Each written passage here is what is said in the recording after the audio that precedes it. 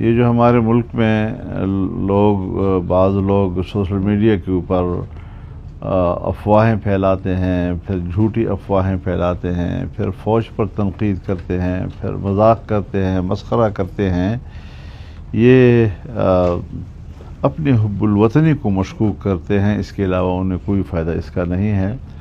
اور یہ چیزیں جو ہیں اس وقت ان حالات میں، جب کہ آپ کی فوج محاذ پر ہو، تو اس وقت ان کے حوصلوں کو توڑنے کا سبب بنتا ہے، اور جب حوصلہ ٹوٹتا ہے اور دفاعی حوصلہ ٹوٹتا ہے تو وہ ظاہر ہے کہ ملک جو ہے وہ رسک پہ چلا جاتا ہے۔ اس وقت تک ماشاءاللہ قوم کا سر فخر سے بلند ہے۔ ہندوستان نے جتنی بھی اپنی فتوحات کی باتیں کی ہیں سب جھوٹ بولا ہے۔ کراچی بندرگاہ پہ قبضہ ہو گیا تو پتہ نہیں، لاہور کے ایئرپورٹ پہ قبضہ ہو گیا تو فلاں ہو گیا، تو وزیر اعظم گرفتار ہو گیا، تو آرمی چیف برطرف ہو گیا۔ اس قسم کی باتیں جو ایک لمحے کے لیے بھی یعنی وہ جھوٹ برقرار نہیں رہ سکتا اور حقیقت سامنے آ جاتی ہے، نہ معلوم وہ کہاں پڑھے ہیں، کہاں انہوں نے یہ تعلیم حاصل کی ہے۔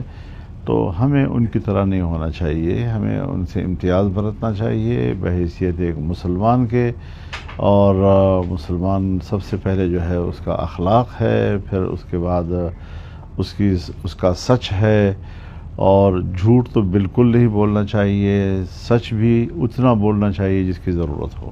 اگر بعض دفعہ سچ بولنے میں بھی اگر مشکلات ہوتی ہیں تو اس پر خاموش رہا جا سکتا ہے، کوئی ایسا مسئلہ نہیں ہے۔ اب تک کی جو صورتحال دیکھی آپ نے، 5 ہم نے طیارے ان کے گرائے ہیں، 100 کے قریب اسرائیلی ڈرون جو ہیں وہ اب تک کی صورتحال میں گرا چکے ہیں، کیا کہیں گے پاک فوج کی اس کارکردگی؟ دیکھیے، پاک فوج کی یہ کارکردگی بہت ہی قابل تحسین ہے، اور پاکستان کی فوج چاہے وہ بری ہو، چاہے فضائی ہو، چاہے بحری ہو، سب اپنے ملک کے ساتھ بڑے کمیٹڈ نظر آئے ہیں، اور انہوں نے اپنی سرزمین کے دفاع کا حق ادا کیا ہے۔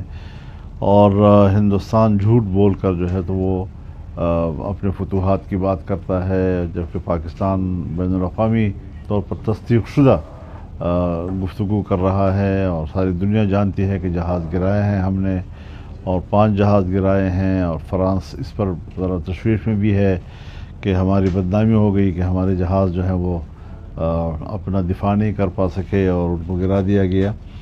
تو یہ ساری چیزیں وہ ہیں کہ اس وقت ان حالات میں پوری قوم کو حوصلہ مل رہا ہے، تو فوج کی بہادری سے قوم کو حوصلہ ملتا ہے، اور جب قوم فوج کے پشت پہ ہوتی ہے تو پھر فوج طاقتور ہو جاتی ہے، اس کا حوصلہ اور بڑھ جاتا ہے۔ تو ظاہر ہے حوصلے لڑتے ہیں، اگر میدان جنگ میں آدمی پر خوف طاری ہو جائے اور اس کے وار خطا ہو جائے تو وہ کتنا ہی اس کے پاس اسلحہ کیوں نہ ہو، سب کچھ چھوڑ چھاڑ۔ جہاں تک اسرائیل کا تعلق ہے، حضرت اسرائیل نے جب غزہ پر بمباریاں شروع کی تو ان حالات میں عام شہریوں پر بمباریوں کے دوران سب سے پہلے مودی نے اس کی حمایت کی، اور اس وقت اسرائیل اور ہندوستان انڈیا کا ایک جوڑ ہے جسے خود انڈیا کے لوگ اس کو تنقید کر رہے ہیں، کانگریس تنقید کر رہی ہے، مسلمانوں کی جماعتیں وہاں تنقید کر رہی ہیں، جمعیت علماء تنقید کر رہی ہیں ان ساری چیزوں کے اوپر۔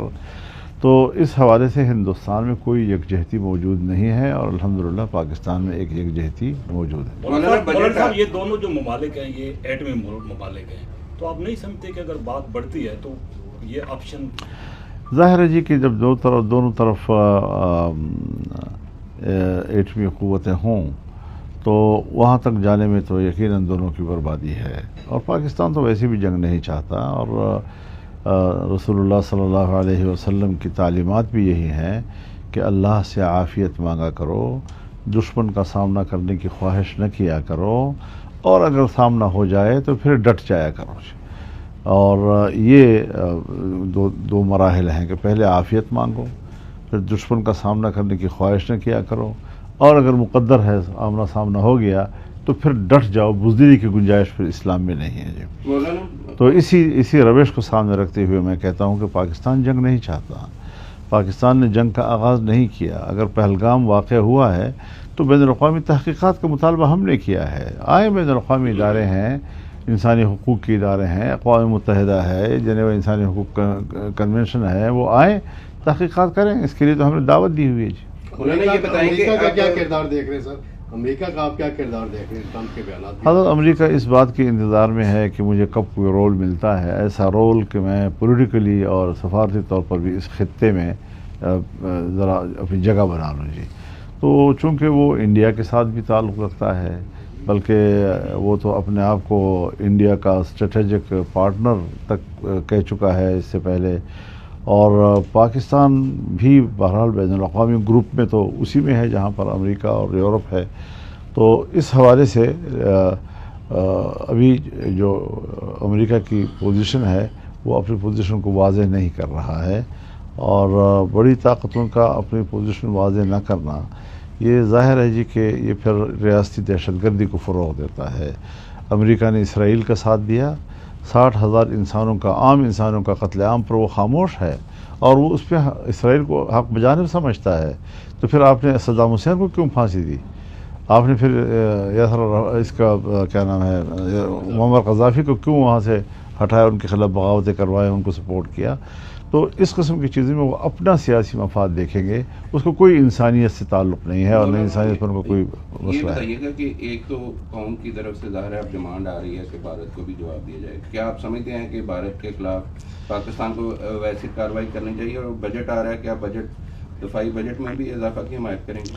دیکھیے، جہاں تک ہے جنگی حکمت عملی، اس پر لوگوں کے جذبات ہوتے ہیں، آپ بھی حملہ کریں، لیکن بات یہ ہے کہ کیا جنگ کی حکمت عملی کا وہ حصہ ہے؟ تو لہذا جو محاذ پہ جنگ لڑ رہے ہیں وہ اپنی جنگ کی حکمت عملی خود بناتے ہیں، اور وہ یہ سوچتے ہیں کہ ہم نے جنگ کے لیول کو کہاں رکھنا ہے. تو میرا یہ خیال ہے کہ جنگ اس حد تک بالکل بھی نہیں جا رہا کہ وہ ایٹمی جنگ کے حد تک چلا جائے، لیکن پھر بھی بہرحال اس وقت تک پاکستان کو جگہ جگہ پر فتوحات حاصل ہوئی ہے. میری ذاتی معلومات کی حد تک بہت سے کچھ کشمیر کے اندر بھی کچھ چوٹیاں پاکستان کے فوج کے قبضے میں آئی ہیں، اور انہوں نے بھاگ کر وہ چوکیاں چھوڑ دی ہیں. تو یہ خبریں اچھی آ رہی ہیں پاکستان کے لیے، حوصلہ افزا آ رہی ہیں. اسی لیے ہندوستان اب جھوٹ کا سہارا لے رہا ہے، اور بالکل ہی جیسے رقم من گھڑت قسم کی خبریں پھیلا دینا، تو یہ چیزیں جو ہیں وہ انڈیا کو کوئی فائدہ نہیں پہنچا رہی ہیں. صاحب ہم نے دیکھا ہے کہ پاکستان تحریک انصاف ابھی بھی حکومت پر تنقید کر رہی ہے مسلسل، تو کیا سمجھتے ہیں کیا کرنا چاہیے؟ ان کو سمجھائیں گے، کو بیٹھ کے مذاکرات کرائیں گے اس سچویشن میں کہ ملک ایک جنگی حالات میں ہے، پاکستان تحریک انصاف جو ہے پھر بھی حکومت پر جو ہے وہ تنقید جاری رکھے ہوئے ہے، تو کیا آپ اس میں کوئی کردار ادا کریں گے؟ دیکھیے، ہر پارٹی کا اپنا ایک انداز گفتگو ہے، اور اس کے اپنی ترجیحات ہے. جہاں تک ملک کے لیے لڑنے کی بات ہے تو وہ بھی ملک کے لیے لڑنے کی بات کرتے ہیں، کوئی ایسے نہیں ہے. لیکن ظاہر ہے کہ ان کے لیڈر جیل میں ہے، ان کے ورکر جیل میں ہے، تو وہ ان حالات میں ان کی رہائی کو بھی اپنے مطالبات میں شریک رکھتے ہیں، یا یہ تعویل کرتے ہیں کہ ان کے باہر آنے سے ملک کو فائدہ ہوگا. لیکن یہ معاملات جو ہیں یہ عدالت کے ہیں، اور عدالتی معاملات پر میں تبصرے نہیں کیا کرتا. میں سیاسی آدمی ہوں، اور سیاسی طور پر کسی سیاستدان کو جیل میں رکھنا میرے نزدیک صحیح بات نہیں ہے.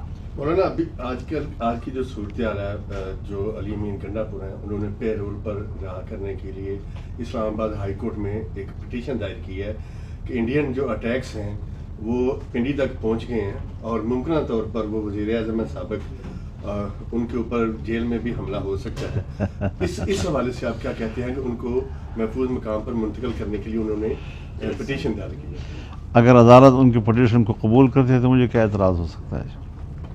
Thank you. جیل میں بڑے محفوظ